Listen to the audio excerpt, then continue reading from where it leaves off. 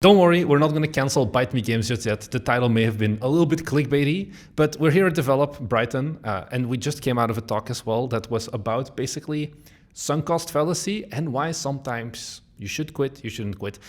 And it's a topic near and dear to our hearts. What do you mean? In good ways, in bad ways.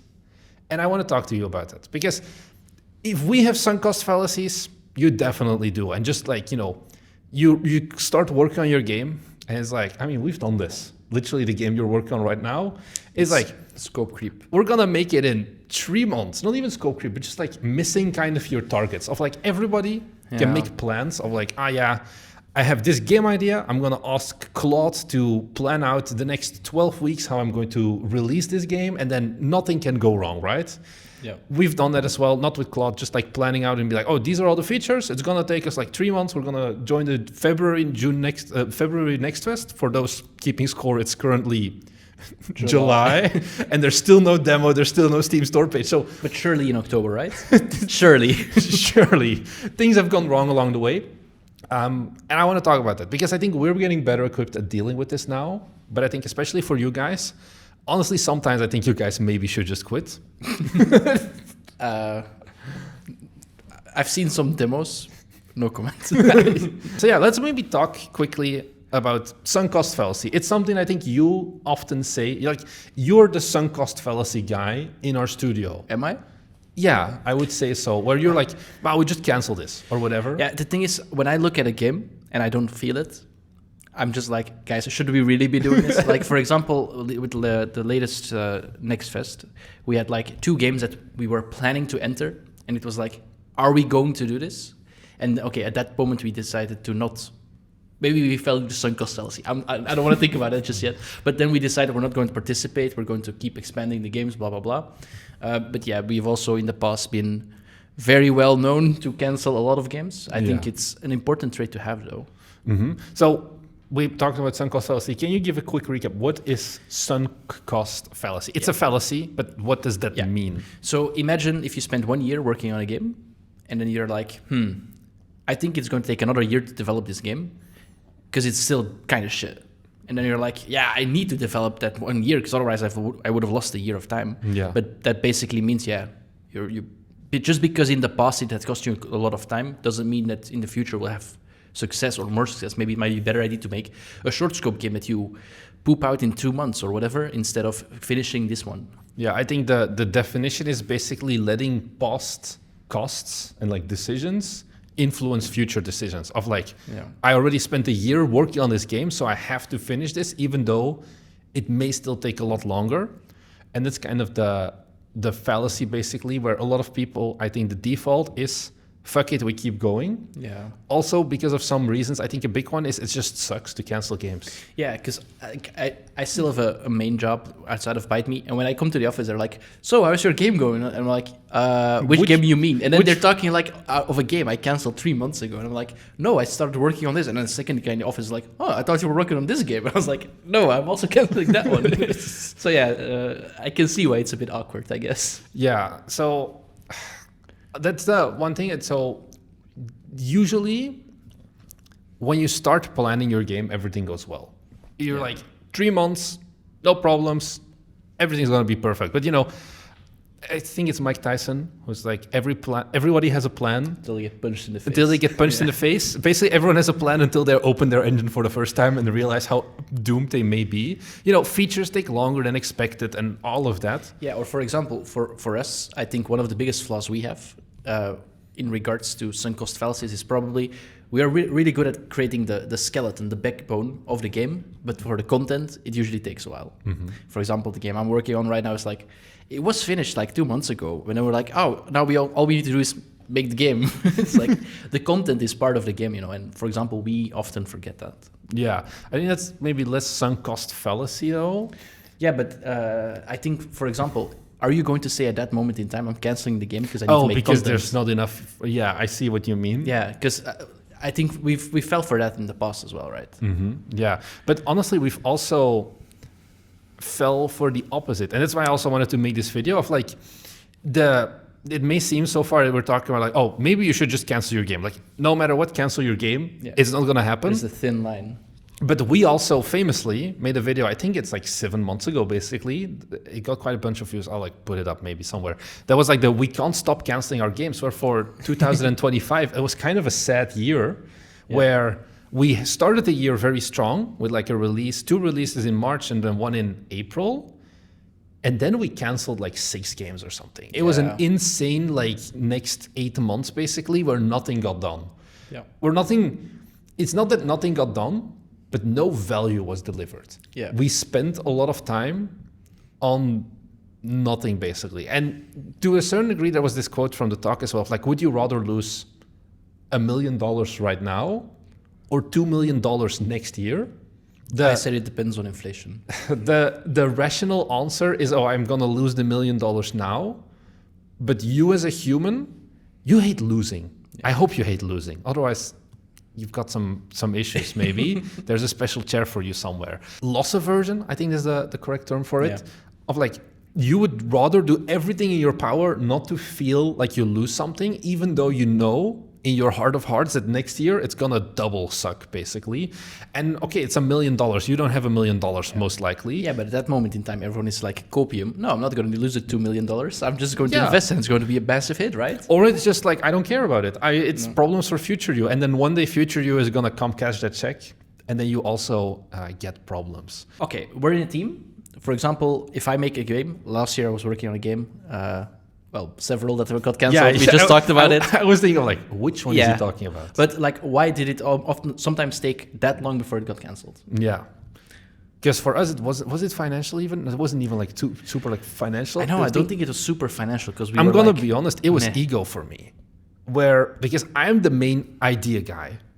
Take that as a derogatory term, as a positive term, whatever. But for me, as the idea guy, it's very hard to want to cancel a game because they're always to a certain degree, yes, one, my baby, and two, it is how I feel at least in a team. Maybe you guys can relate, maybe if you're a solo developer not.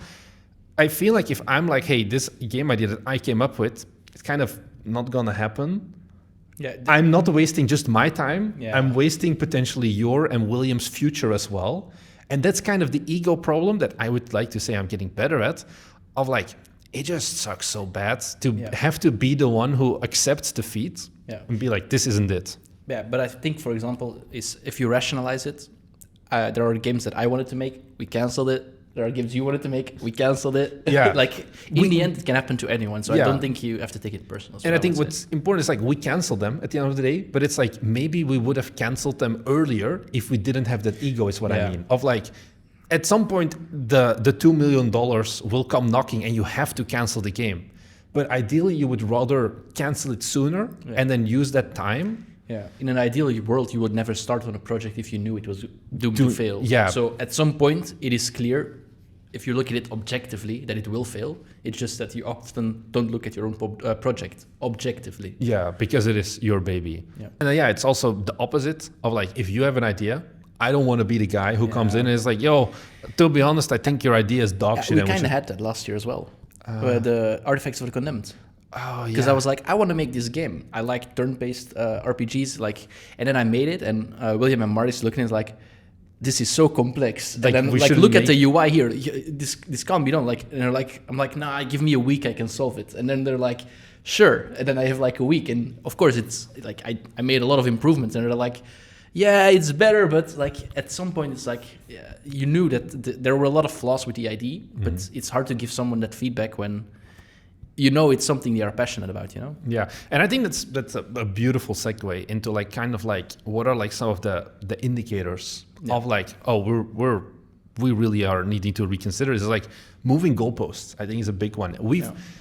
We still do this. Like once again, this video is just us talking about the lived-in experience. We still make these mistakes ourselves, like right now. Like for example, we're going to join the February Next Fest. Oh, we're going to join the June Next Fest. Oh, it's definitely going to be the October Next Fest, guys. I promise. 7 games October Next Fest. Let's go.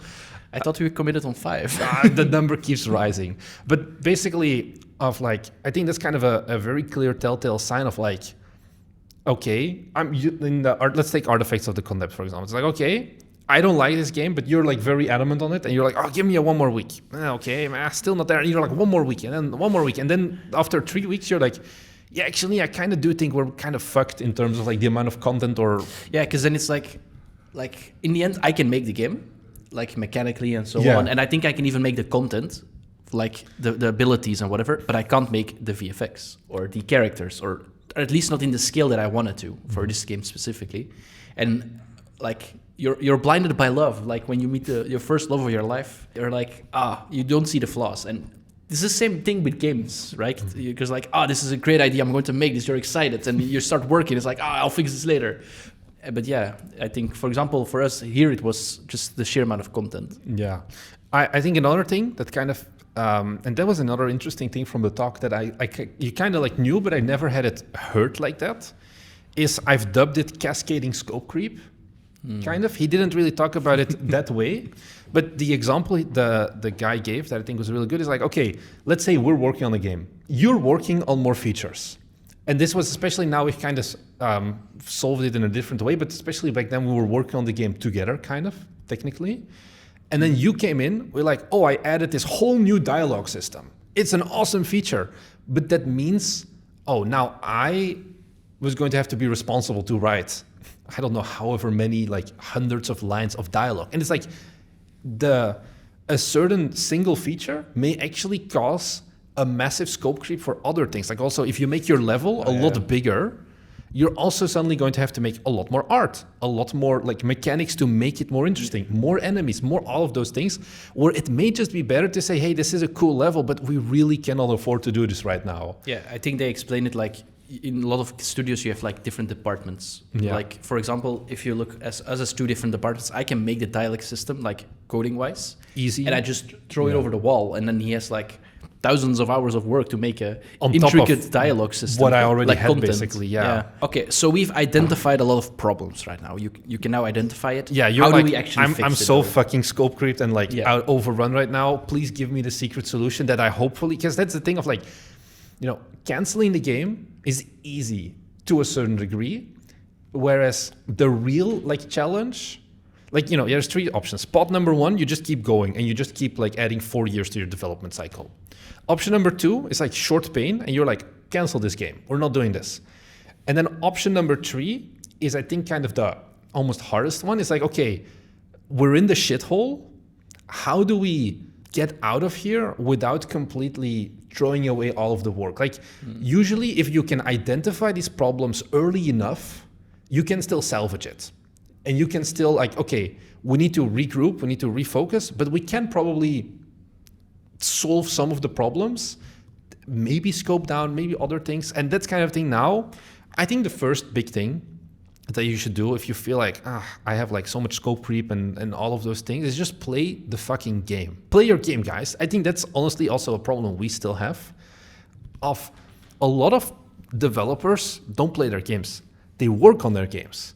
But how often do you actually make a game build, not play in editor and like all of that of like, I'm just going to test this feature. Make an honest to God build, play it full screen on your computer for like 30 minutes, an hour or whatever. I would say not as much as you should do.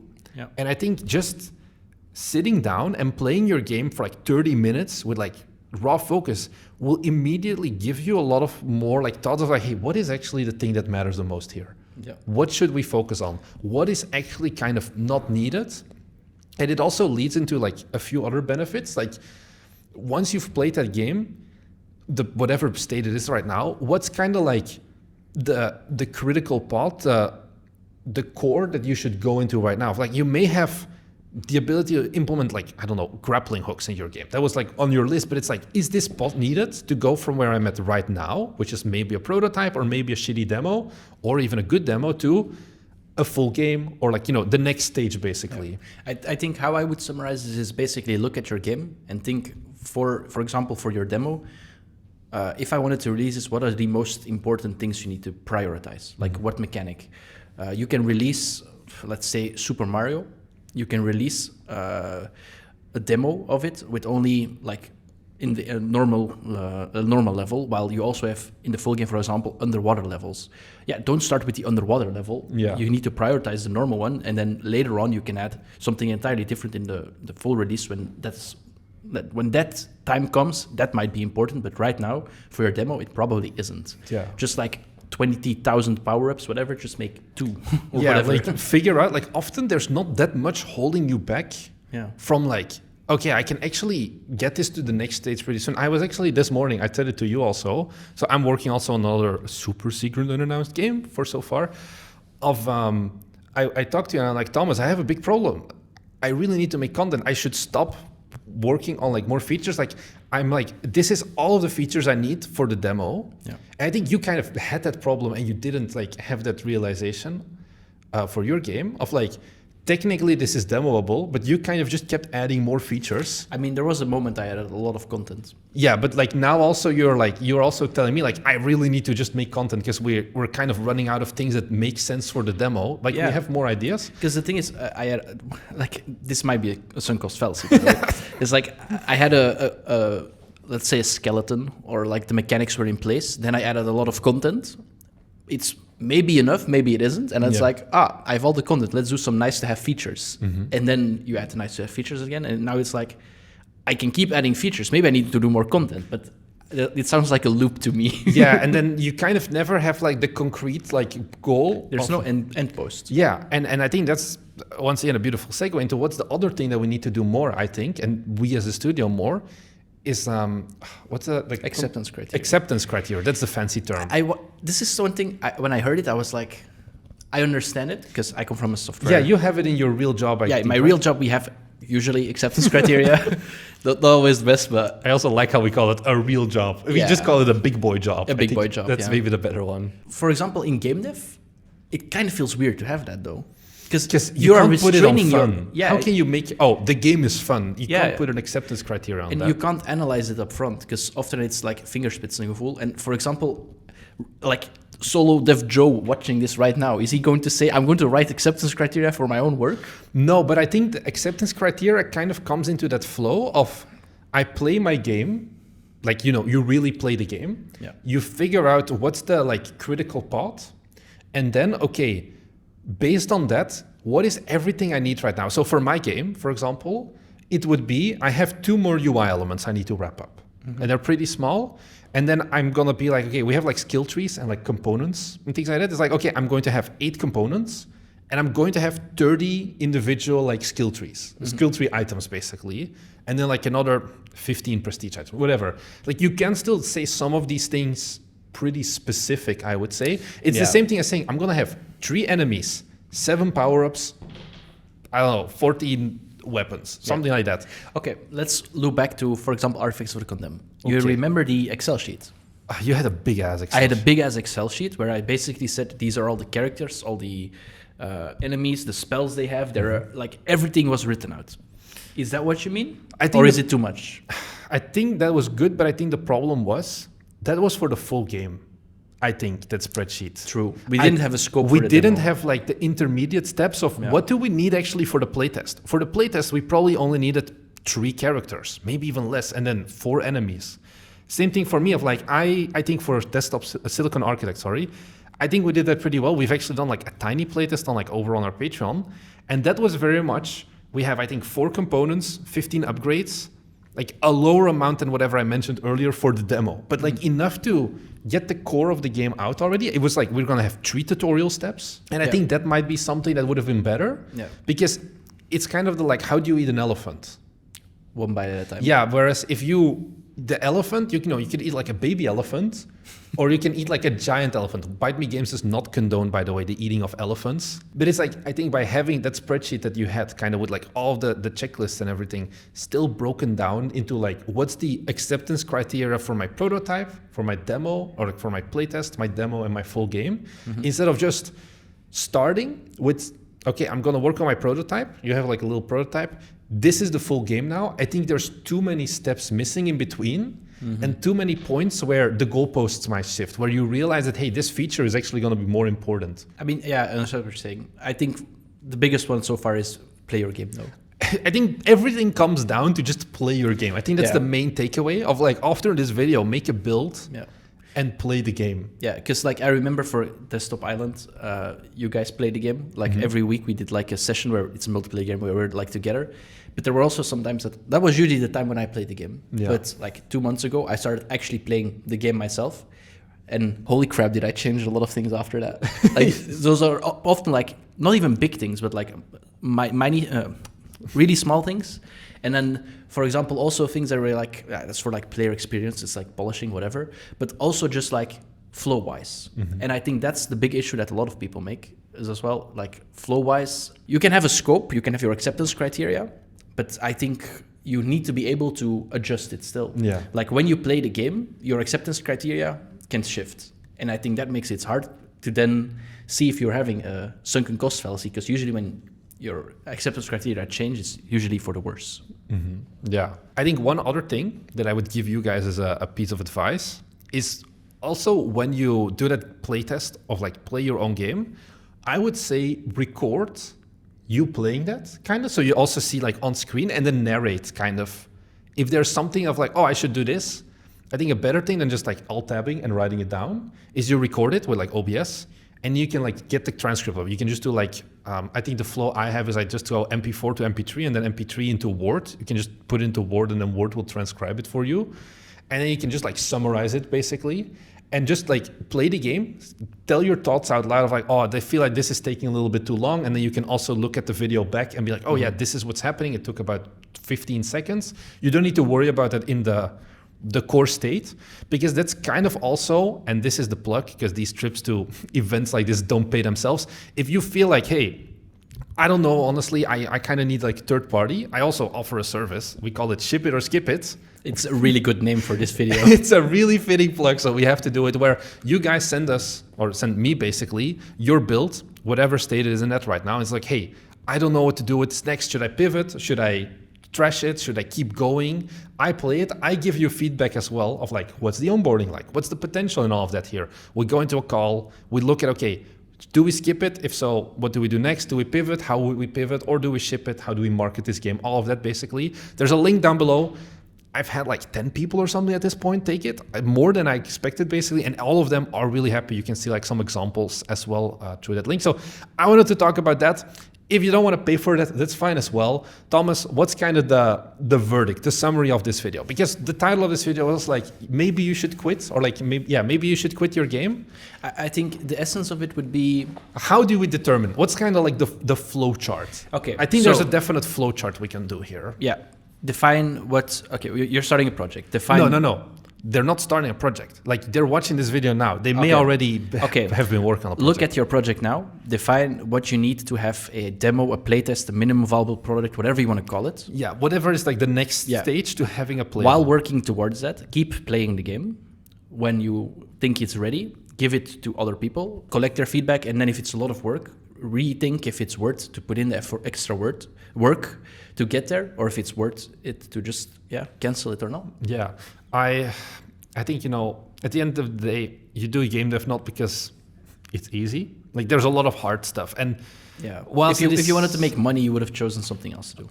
Whilst it is easy, and I think also coming back into the ship it or skip it, I think out of those 10, I think there's only been 1 or 2 times where I fully went like, this is just cancel. This needs to be instantly canceled. Most of the time, you can power through. The problem is just getting a good plan to power through and then sticking to that plan, because that is also going to like get punched in the face basically. Yeah. But I think determining, you need a plan of attack if you want to salvage your game. You need a playable build. That's step number 1. If you cannot get a playable build of your game in, I would say, 1-2 weeks from today, unless you're like, even then, like I wouldn't say from today, just like depends on when you're working. Yeah, like how long you're working. Like take it. You should as early as possible in your development cycle. No, I think we need a concrete date. I think if you need more than, I'm going to be honest, if you need more than 2 weeks from now, when you watch this video and you're like, okay, I'm all hyped to make something playable. Just like, because a lot of people also work on games that don't run. I think if that's the state that you're at right now, if it takes longer, I think that is the sign from the heavens that this is not worth it. If you have something playable, I think it's salvageable most of the time. Maybe it means pivoting to another genre or something, but it needs a long, hard look of like, what's the next step here? But if you don't have something playable, I think then it's usually that you're doomed. So hey, maybe you don't need to cancel it just yet. I think we're not going to cancel our games just yet. I think you guys want to stay tuned because both me and Thomas, his game, our pinky promise coming out for playtests in the month of July still, I think. And I think we can safely say we are at our biggest game ever, at least in your case, depth and so on. Yeah. Like content-wise, will be in the next fest, right? Definitely. Right? So surely not a third time. I think we have a lot of interesting content still planned. If you like this video, leave a comment down below how doomed you think your game is right now. Or how doomed you think our games are after hearing this. I'm always curious to hear about you guys. And I think stay tuned for our upcoming games. We're on the journey to build $1 million studio at the end of the day. We're almost there, right? We still have quite some time to go. So if you want to see how we're going to do that and you want to maybe replicate our steps, then be sure to head down below and subscribe. And we'll see you guys in the next one. See ya.